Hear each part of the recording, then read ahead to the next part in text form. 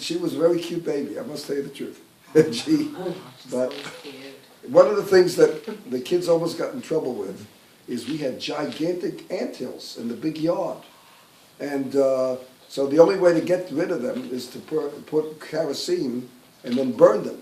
But they were actually like this. It was really in Alabama. So that was that. Now, So what happened? What was so dangerous about it? it was dangerous because so Deborah almost got eaten. It got eaten. There was their fly crawling all over her. She had suffered for 2 weeks. The ants crawled over? Yeah, Anti-Semitic ants. she didn't realize that they were dangerous. Okay, anyway, now we come to Westchester. Now,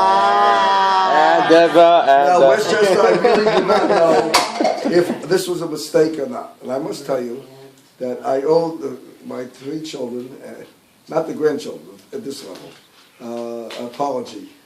Because I made a lot of mistakes as a father. And I'm sure that you know all my faults and all my failings. So, and I don't even know if coming to Israel at the end of 10 years in Westchester was because life is hard here. But if I wouldn't have come, Annette and Joshua never would have got married, and Mimi and Moshe wouldn't have met each other, and Eitan and Deborah, and I wouldn't have all the lovely grandchildren. So I think that I'm happy I did come here, because I really feel more, there's a joke about when you daven, you make a phone call to God, here it's a local call. And I really do feel my davening is changed by living here. And this is our place to be, but I hope I didn't mess up your lives by doing that. I enriched mine, and I hope you feel the same, I hope. So, Westchester. Now, Westchester was really kiruv all the way. Here were people who, they had a minyan, they wanted, the shul I don't go to should be Orthodox. That was the attitude. And Harry Doppelt, for example, who was a Chaim Berlin boy, every Shabbos, instead of going to shul, 5:30 in the morning, he's at a mattress factory. And yet he was the mainstay of the whole synagogue. And I want you to know that they were so excited about the fact that an Orthodox rabbi came there and they tried everything to get me to change, and I refused to let them get away with this. So one day I had come out of Minyan in the afternoon, and Harry Doppel says, "I'll walk you to your car." So I said, "Okay," but I parked my car over there. He says, "Oh, no, your car's over there." I says, "Harry, I remember where I put my car. It's over there." He says, "No, it's in the parking lot. It's over there." So I walked with him. And they decided, because I drive every day 100 miles every day, they gave me a brand new Oldsmobile. This isn't after the war thing with you didn't give the bracha? Oh, that happened also. It was a blue car with a white roof or something? Well, yeah,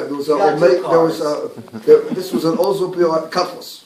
That was the name of the car. Cutlass. It was a good car. Good mileage. Air conditioning, all fancy schmancy stuff. I had a Chevy. So the end of the Chevy era, and now we bought Cutlasses. So this was after what Moshe just reminded. You know what they want American rabbis to do? To benedict and to end off with a bracha. They don't, so they had an affair that I couldn't eat at because it wasn't kosher, but it was with JNF. And they were collecting money for Israel, and this was, and the amount of money they collect, I used to give $1,000. And I felt it was very important that if a rabbi doesn't give tzedakah, they're not going to give tzedakah. And they knew my salary, and they knew my policy. I didn't take money for weddings or for funerals, because otherwise people think if the rabbi comes to visit from Menachem Oval, he's there because he expects a check. And I thought that was terrible. Not like, I don't want to mention Rabbi Metzger's name, but you can imagine the chief. It's all recorded over here. No, really, what a chil Hashem. It's repugnant. This chief rabbi of a country is going to go to jail. He took $10 million in bribes. This is unbelievable. Phony conversion, phony weddings. Human beings do that stuff. Well, rabbi is just a title, like anything else. Yes, that's true. But I would like to think. Yeah. A rabbi. Let's focus on the story. Is a person who internalizes the Torah, not just knows the subject. Okay, let's get back. So Westchester, I so I had minimum, see? And then they asked me to get up and say, final words. I refused. I said, I think that people who don't observe Shabbat and don't observe Kashrut and don't come to synagogue, at least you have the mitzvah of tzedakah to help Eretz Yisrael.